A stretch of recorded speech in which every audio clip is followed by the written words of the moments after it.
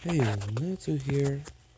Today I'm going to do the next part of my what if Deku had the omnitrix. In the last part, the hero license exam happened, and just like in the anime, Todoroki and Bakugo didn't get the license. So now the arc that is going to start is the arc with Airy and the other guy. So, okay, after, after the license exam happened for a good, just like in the anime, a bit after, um, Bakugo asked Deku to meet him in one of the cities to fight him. In this one, Kirishima followed them, just thinking what's happening. He stayed out of view, but still following them. And then Bakugo was Bakugo was asking himself how Deku got this strong, even if his quirk activated. He's thinking there's something more to it, since even his human body is pretty impressive for for just 10 months of training. That comes from the Omnitrix, which is funny enough. The Omnitrix actually tries to give a perfect form of an alien for the age you have. So, like, the strongest, fastest, most defensive one. Like, every time Ben transforms into an alien, if another alien of the same species is there at the same age, Ben should be stronger than it no matter what. Because the Omnitrix basically makes a version of the alien that has the best gene possible, and uh, it's like the alien trained all its life, basically, since the time he was born. So, a perfect version of that species. That's basically what's happening with Izuku's body, since every time he transforms and transforms back, Izuku saw that the alien didn't change. So what he thought was, okay, if I train my body, does the aliens get stronger? So he basically trained for so freaking long just because he, well, not alien, but he thought his transformation would get stronger if his normal body was stronger. So basically all he was doing was training with his normal body for so long and hard that he was basically his normal body was stronger than his body in the anime. But without one, all for one, one for all. Yeah, that's it. So, yeah. Deku's normal body is pretty strong. He could lift All Might with his normal body without problem. Well, not without problem, but like he can lift him, which is pretty impressive. So that's mostly what Bakugo asked him, like how he got this strong. And Izuku decided to tell him, well, All Might helped me train, because he saw my powers and he thought that if I was in trouble and that someone was trying to beat me, if they were able to do anything to me and if the watch could be taken from me, still they think it's a quirk, like for sure, but Izuku's like, if someone could chop my arm off and place it on his, at in the place of his arm, would he be able to control it? Yep, and his power. So basically, he's thinking like, well, he's telling Bakugo that All Might help him train so that if he's stuck in his normal body, he was at least strong enough to defend himself. So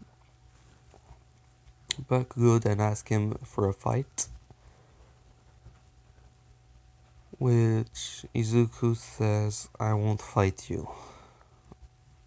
Not in my normal body, nor in my transformations. Almost any one of them is way too strong for you. Which Bakugo says it doesn't matter, he just wants to see how strong he is. Which is then that Kirishima comes and places himself in the middle of the two and says, whoa, whoa, whoa. If you start fighting, you're gonna get in trouble. And it could be dangerous not just for you, but for everyone else. Since if you fight just after the license exam, I'm pretty sure there's going to have big repercussions. Which, after hearing that, Bakugo, even if he didn't get his license, basically calmed down because he just think, yeah, he's right, I could get in trouble, since it could be seen as me being angry at Deku and trying to put the blame on him that I didn't get my license. So Bakugo stops. So the fight doesn't happen. They're not under house arrest. Well, house arrest is a big word. More like they don't have the punishment to clean the whole place for 3 whole days. So they don't have that. They go back to the dorm. As I asked them where they were, and they basically just said that they wanted to talk in private. So there weren't any fighting, there weren't anything like that. All Might had followed them and saw what Kirishima did, so he didn't stop anything. Well, more like, no, false. In the anime, he heard the explosions and went to them, so All Might doesn't even know about that.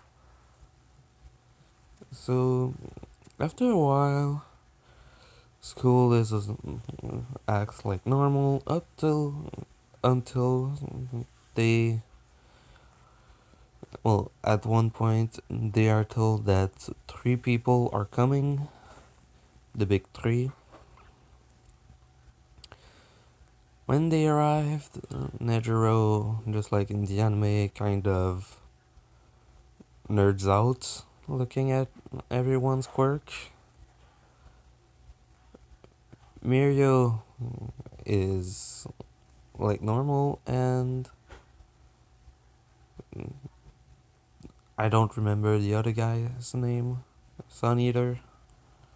He's just like normal, is basically just kind of like glooming and on the other side of the class. So they go for the fighting thing because Mirio wants to see what they can do. So Kirishima tries to get to him, he gets knocked out. Well, no, he activates his unbreakable and basically is able to keep up, like he's not being put down by Mirio automatically. So Mirio goes for the rest of the class. Izuku in his human body didn't transform, tries to go and hits him. Mirio pass um, through him, but at the same time that this happened, Shoto had sent ice in the direction of Mirio without Deku seeing it.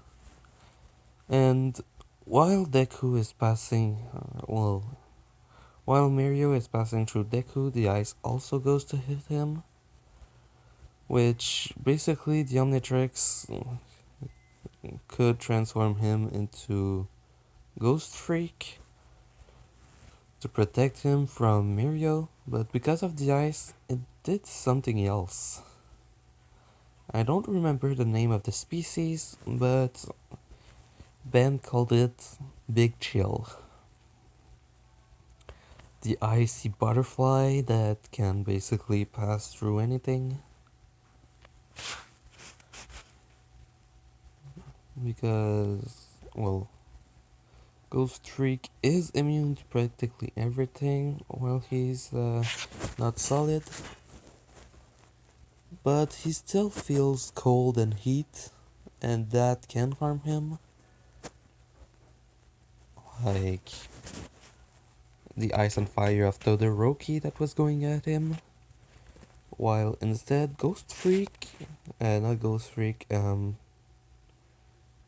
Big Chill is completely immune to fire, ice, and whatever. Hell, he can basically bait in lava without problem, or stay in the freaking cold of space without any need to kind of heat up. So he transformed into that and was basically like, ooh, a new one. Interesting. And basically kind of fly out of the ice. Muriel looks at him and is like, oh, so you have a transformation that can basically do like me. That's cool. Then Kirishima and Shoto get knocked out by Kirishima having to go out of Unbreakable, Mirio taking the hit, and Shoto getting knocked out as well. So basically everyone just looks at Izuku and Mirio, and when Mirio goes to attack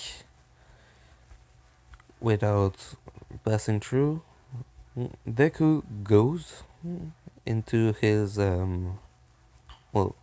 change to the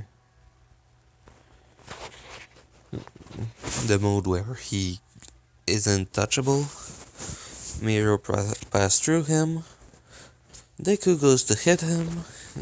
Mirio uses quirk, and Deku uses the power and basically is able to grab him, and he thinks, so if both of us try to go untouchable, we can touch each other, and basically lifts Mirio, and Mirio, since he has a countdown, he needs to breathe.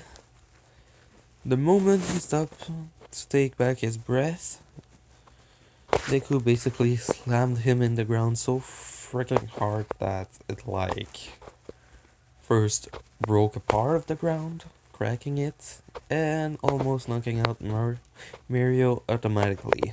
Which Mirio said, I give up, I won't beat you.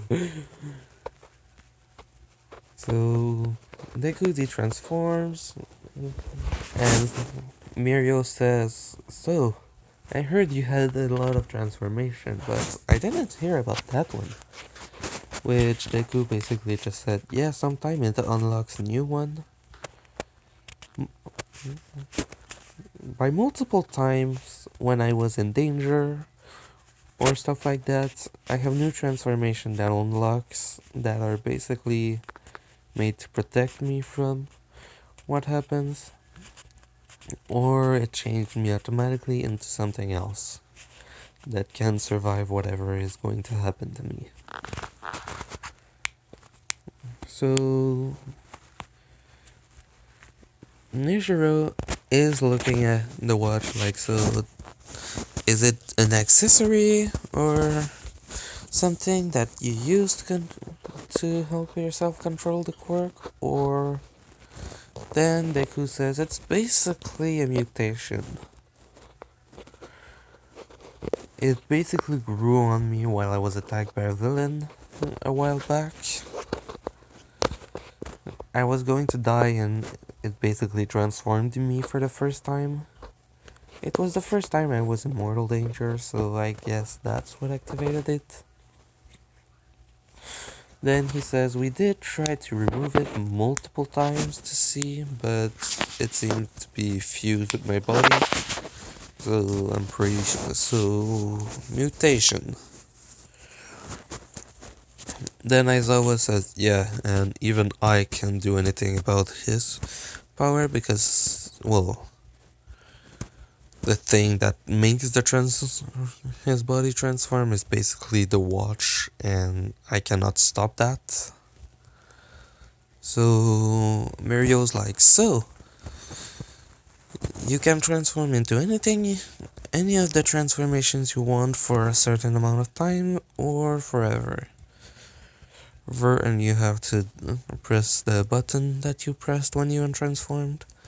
Then Deku says, well, sometime playing with it, I unlock more time that I can have it. The last time I checked, I had about 4 hours or something. So Mirio is happy to see that someone is actually capable of beating him like that. And then they leave. Then for a while, up until the point where they're looking for, well, to go in hero agencies. The same thing with Izuku happened with him going to Night Eye. Kirishima was able to go to Fat Gum's agency even though he had One for All, because basically Mirio was more interested in, not Mirio, but Night Eye was more interested in Deku, since he knew that Kirishima was basically only trying to help everyone and was always trying to get stronger to help everyone, like Deku in the main continuity, but Deku didn't have a quirk, so Night Eye was kind of like, why the hell did you give it to that kid instead of the guy that's already able to do all that stuff? But in this one, yes, Night Eye is still mad, but Fat Gum already accepted Kirishima, so the next best thing is basically the one that trained with him.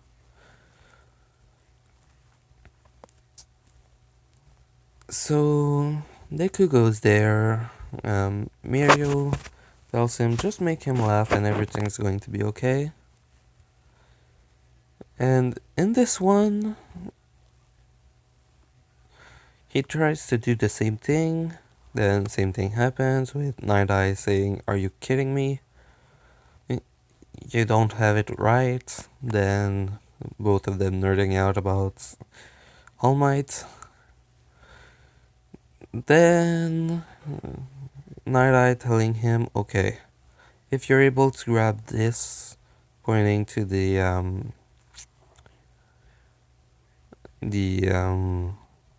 I don't remember how it's called, the thing that he used to accept Deku. I really don't remember the name. He basically tells him that he wants Deku to try and take that, and if he's able to, he'll be accepted in the agency. The moment they go to start, Izuku transformed into Accelerate and tries to get it. But even at that speed, for some reason, Night-Eye, someone that isn't looking that fast, that fast looking, is able to dodge him for some reason. Which Izuku doesn't get why.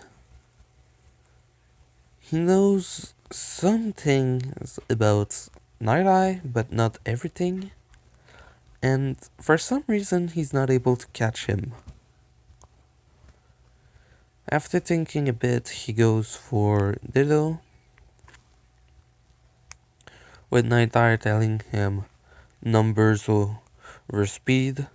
A good choice, but not good enough. Then it continues like that, and then there's like a minute left, and Deku is just thinking, I have to do it. Why can't I catch it? So,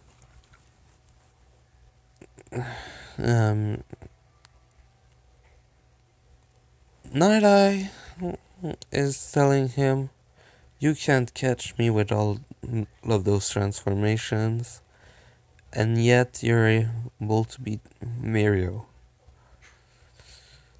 So, what are you going to do? Give up or continue? Which Izuku basically thinks, I won't give up. And then he starts switching faster and faster between aliens in the minute that is left. And he's switching fast, but not fast enough for to go over Night-Eye.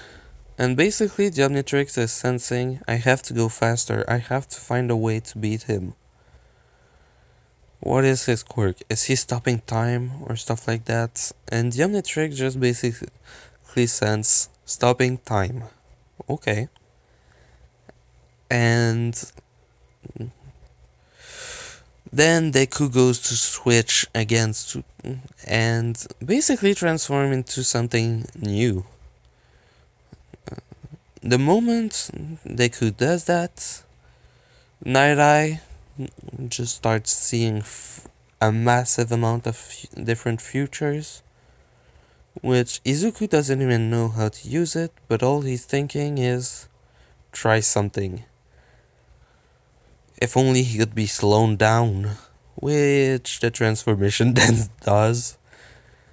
And all Izuku's able to do is basically just walk to it, grab it, and in his time he was counting the seconds, and he was basically counting 5, 4, 3, well the time is like 20 times slower than normal, so he's counting way too fast. So he grabs it, the time resumes, yeah, then Deku just sees that, wait, I have it, but the time is still at, I still have 10 seconds left. Then Night-Eye basically tells him, what did you do? I saw so many different future possible, and I didn't even see you move this time. How? What was that transformation? Which Deku says, I have no idea. I basically transformed and just thought you have to slow down. And you did. So Deku is accepted. Then he goes on patrol with Mirio and sees Eri. When he sees Eri and his Psyche, if I remember correctly. The first thing he thought was, why does she seem so scared? Then, while the guy was talking, Deku basically just thought I had to think something and just transformed into his gray matter form. And he starts thinking of every possibilities that he can think and basically just says, shit. Like, he's thinking of all the way that everything could happen. He doesn't know he's such the guy's quirk. He doesn't know the girl's quirk. But he just thought, if we're not the one to do the first move and that he attacks us, everything could be fine.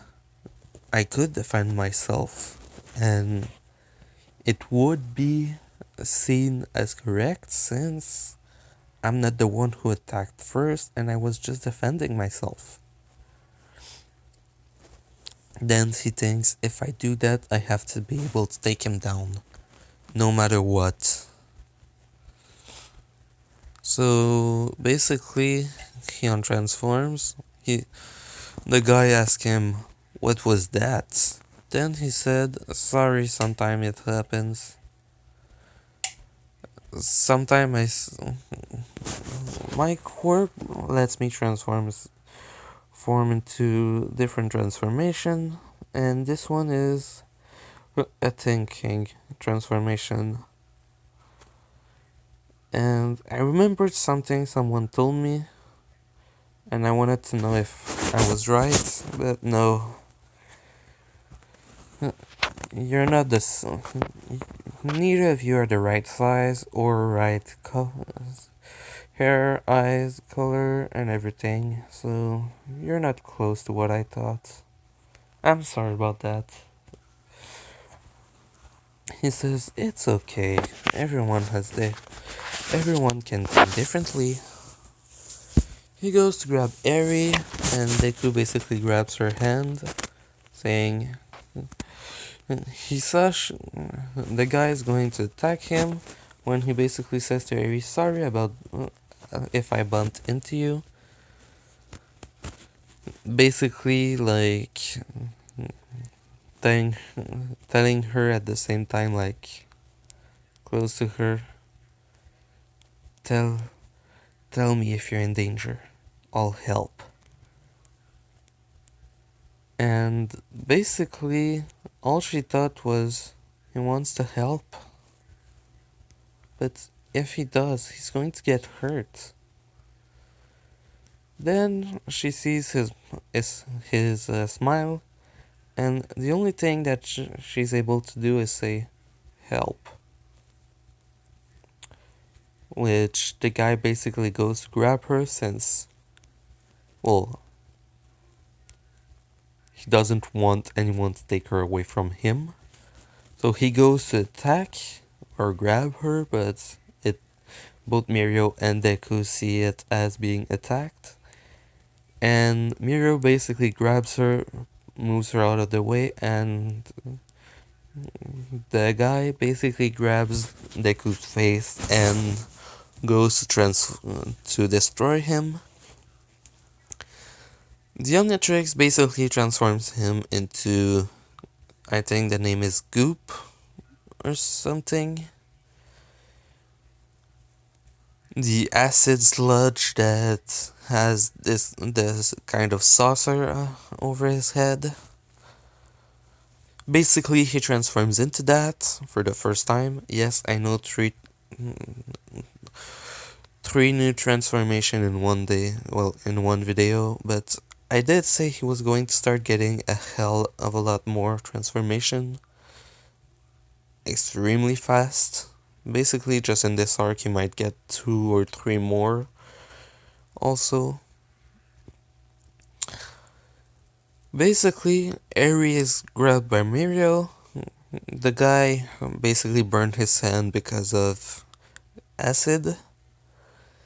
And he starts running away, and Mirio basically tells Deku, we have to go now. So Deku transforms back and turns into Accelerate, grabs both of them, and runs back to the agency, where they explain everything that happened to Night Eye. Basically, the guy attacking them, well, going to attack her, and Deku said his power was like me being pulled apart. Like he was taking away every molecule in my body and trying to rip them apart. If I didn't transform, I would have died. Which he then says, and the one who was going to touch before that happened was her. He was going to kill her. Like, they didn't know that actually he was just going to basically move over her to try and kill Deku anyway, but... So Night Eye basically said, you did a good job. Now we have a reason to go in and go raid their base. So basically they called the meeting earlier than normal.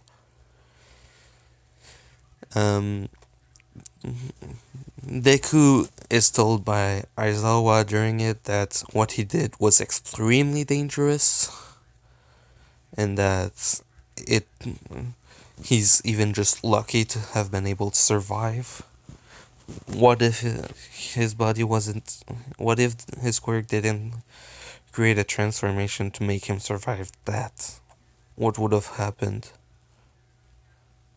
Deku basically says, yeah, I didn't think of that at the moment. I basically just thought she's in danger, I have to help. Which Aizawa says, yeah, no, like you always do. Well, now at least we know that they have an entrance there, and we can be sure that they don't have any hostage.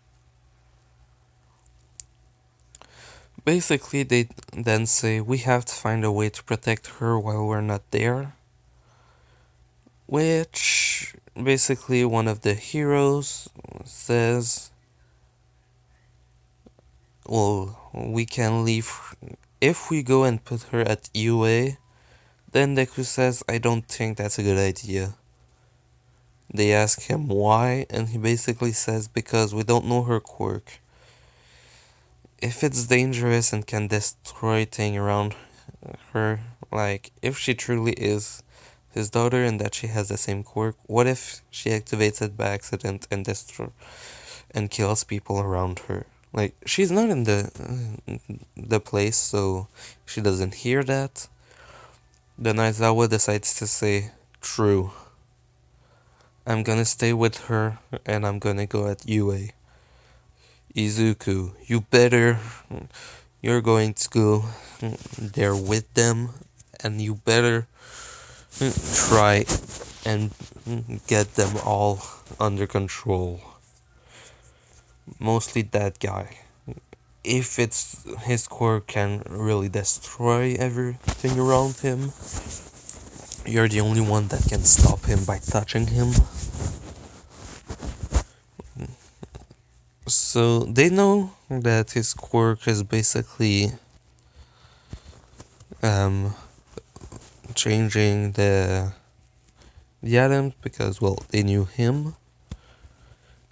So yeah, well, not atom but like cell and stuff. No, it's not cell. Well, whatever, he can basically destroy anything he wants by touching it with his hand and rebuild them. Basically a freaking upgraded version of Shigaraki. So yeah. Then Mirio says to Deku, you would need a lot of strength depending on what's going to happen in there. With all of your transformations, you have a good advantage over anyone else here. But are you sure you're going to be capable of doing everything, which everyone's like, yeah, you might have your transformations, but if we don't know how it looks like in it, we might have problems. Which Deku then says, well, I have two transformations that can basically do the same thing as Mirio, but without constantly falling and without the need of breathing. So I could basically just go there by myself at first, moving everywhere, staying invisible, finding where he is and coming back to tell everyone. Which they basically think, yeah, that could be a good idea. Since, well, he doesn't have a time limit for how long he can stay untouchable, and he can decide where he goes without trying to add back mass on top of everything. So they accept that. They go out to go to the thing, well, the place. Izuku basically transforms, and I'm gonna have to end it here, just before the raid. Because, well, I'm really hungry, and I have to go cook something to eat. So, hope you like this part. I want 2 other transformations for the next part, but I don't know which one I want to give him. Because he's going to face a lot of people, and I want to at least let him have 2 transformation by almost getting attacked by at least one of them. And the other one of the transformation, I don't know what it's going to be. The second one, either, but this one I know exactly where he's going to get it. Basically, there's one that's going to be unlocked because of Eri and her quirk, but that's going to be later. So yeah, this was part 8 of What If Deku Had the Omnitrix. And hope you liked it. Natsu out.